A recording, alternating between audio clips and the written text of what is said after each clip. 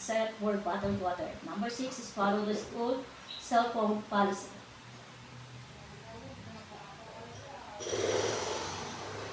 Class, before I start my lesson, before we proceed to our discussion, let us first a short game. This game is we call a four feature in one word. Are you familiar with this game, class? Yes, ma'am. Okay, very good. What do you observe in this picture? What does it show? It's all about what? Are you familiar with credit card?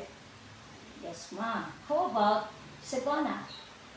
Yes, ma'am. How about the person who borrowed money to the money lender? Yes, ma'am. I think, ma'am, I guess this is kind of loan. Okay, very good. So the magic word that present to you is about interest.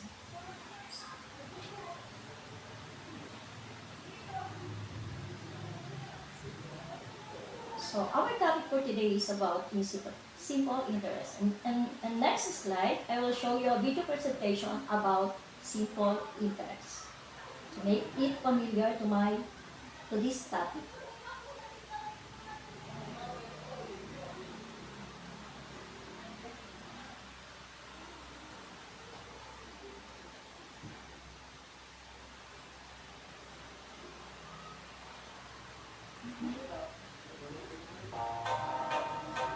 What is interest?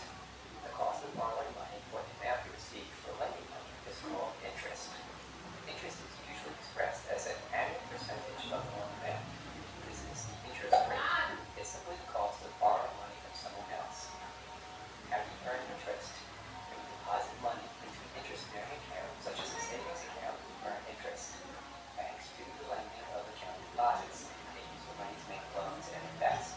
Banks earn money and pass some of it to you as interest. The bank can pay interest on your savings every month, or and your account will be credited with interest payments.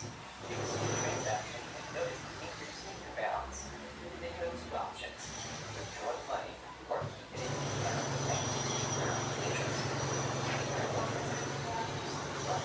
For example, you can earn $30 more interest if you deposit $1,000 to the account, which earns 3% interest.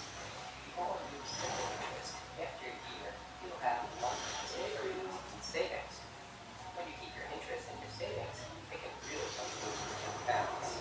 Both the original deposit and the interest you earn in both earn interest. This is called compound interest, which is the addition of interest to earn the interest. Interest is also can you borrow. To compensate the lender for lending you money, you need to take more of what you borrow.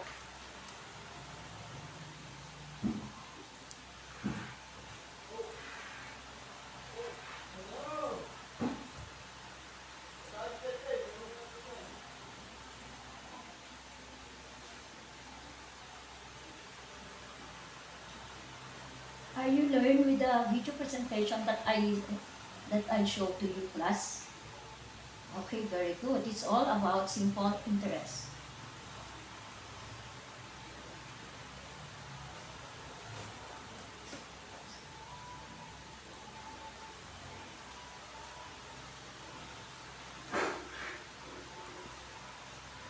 Before I start my lesson, let's have a learning objectives. Number 1, define simple interest. Number 2, you need to illustrate the simple interest, the principal and the rate and time. And number 3, solve real problems involving simple interest.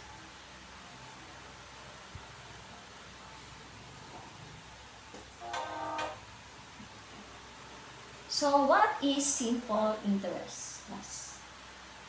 Okay, can you please read? Blair? What is simple interest? We borrow some amount of money from a bank or a money lender. You need to borrow from a bank or the money lender. The money amount is called a loan.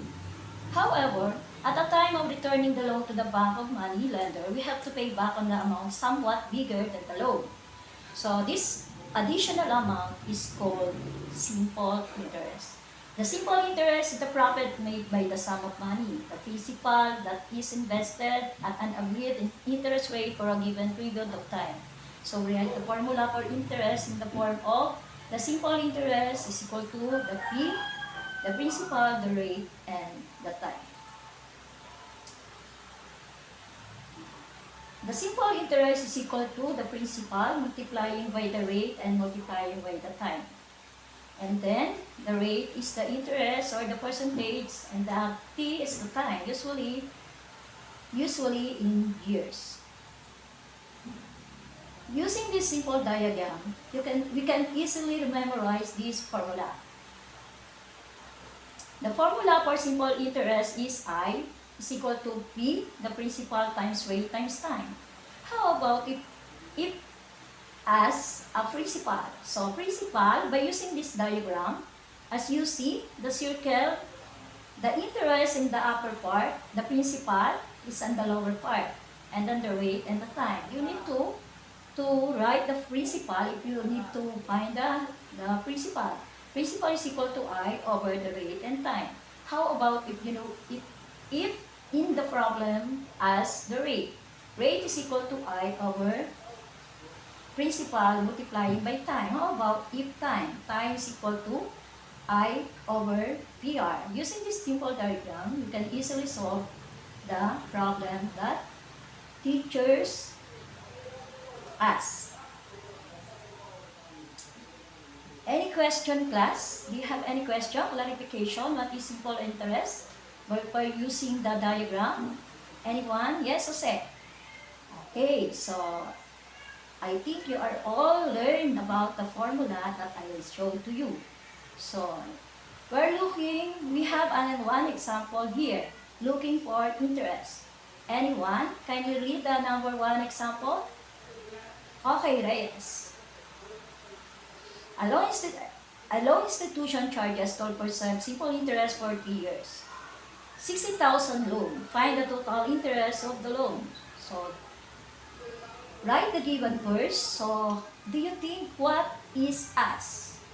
Is find the total interest. So, that's why I is equal to PRT. So, write the given first. The principal is 60,000, the rate is 12% or 0.12, and the time is 3 years.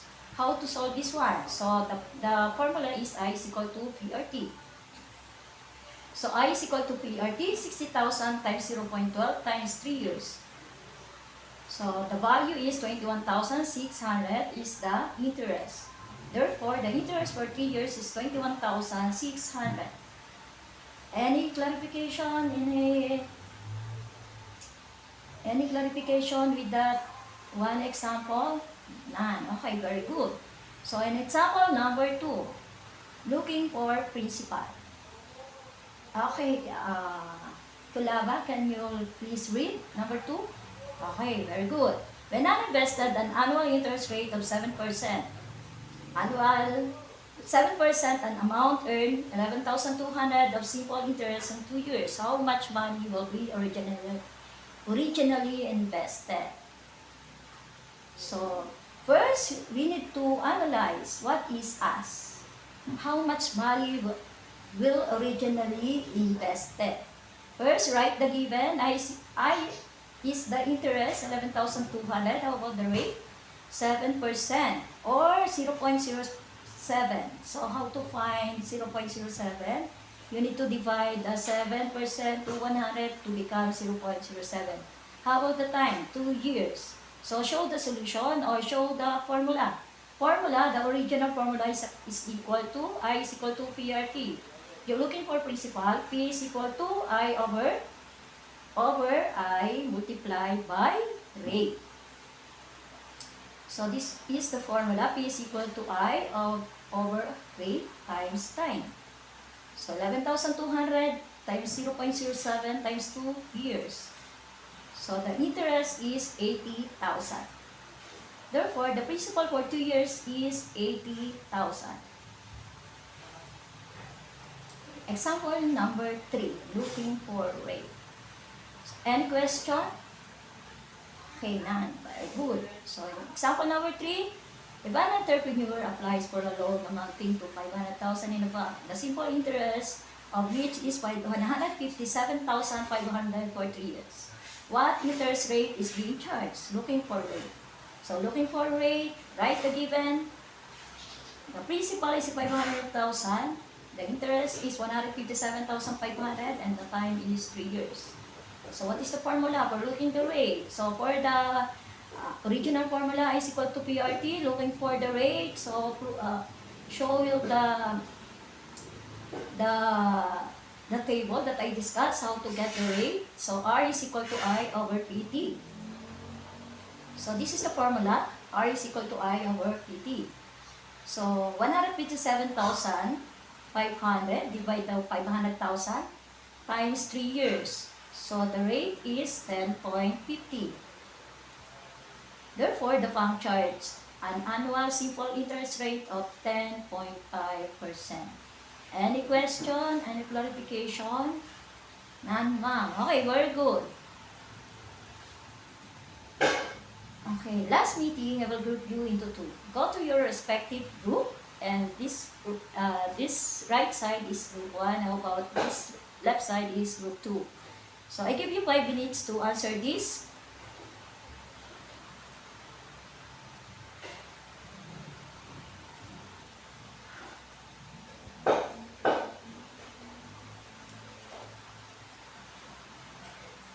Okay, time's up. Very good. Okay, it's time's up. Let's answer the question.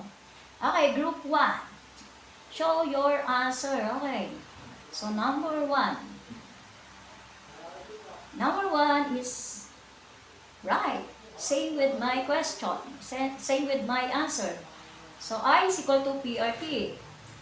We need to find the principal. Principal is equal to I over RT. So 2,500 divided 0.35 times 5 years. The principal is 14,285.71. How about number 2? Group 2. I is equal to PRT. You know we need to find the rate. Rate is equal to I over PT. So rate is equal to 4,960 divided to 26,000 times 2. The rate is 0.095 or 9.5%. How about number 3? Very good. Now, group number 2, how about group number 1? So I is equal to PRT. We need the S is time. Time is equal to I over PR. So 475 divided 350,000 times 0.006. The time is 22.62. So it's not 22.62, it's long years. I think 20. Not. How about number 4? I is equal to PRT. I is equal to 6,000 times 12 times 0.125. The interest is 9,000. Okay, any question, class? In regards with the group activity, any clarification? None, ma'am. So, very good. Before we proceed to our evaluation, read the direction. So, kindly read, Daphne. Number 1, prepare pen and paper. You might need to jot down notes or calculation about KC. Number 2, scan the code. How about Cloud? Number 3, read each question. Carefully take your time. Understand before answering. Number 4, Mikey, analyze your responses. Your score and Raquel will reflect your understanding. So, give it your best. Good luck and stay focused. So, scan this and your evaluation. Thank you, ma'am.